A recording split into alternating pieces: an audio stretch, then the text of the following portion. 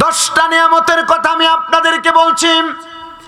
তারপর আমি আমার বয়ানের সূচনার মধ্যে যে আয়াতে কারিমা তেলাওয়াত করেছি তার উপর বয়ান করতেছি।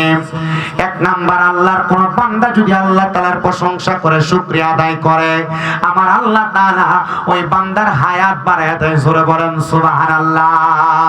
2 নাম্বার, আল্লাহর কোন বান্দা যদি আমার আল্লাহ তাআলার প্রশংসা করে, আমার আল্লাহ তাআলা বান্দার অভাব অনটন দূর করে দেয়, রিজিকের ব্যবস্থা করে।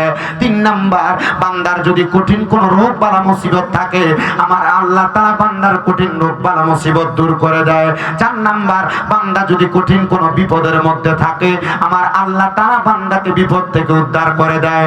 5 নাম্বার, ওই বান্দা যখন ইন্তেকাল করে, আমার আল্লাহ তাআলা বান্দাকে ঈমানের সাথে মরণ দান করে।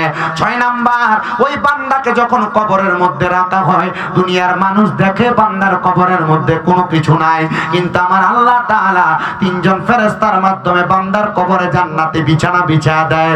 7 নাম্বার, ওই বান্দার কবরের মধ্যে যখন মানুষ মিনহা খলাকনাকুম ওয়া ফিহা নুঈদুকুম ওয়া মিনহা নুখরিজুকুম তারাতান উখরা বলে মাটিগুলো রেখে দেয়, তখন বান্দার কবরটার মধ্যে কোনো আলো বাতাস থাকে না।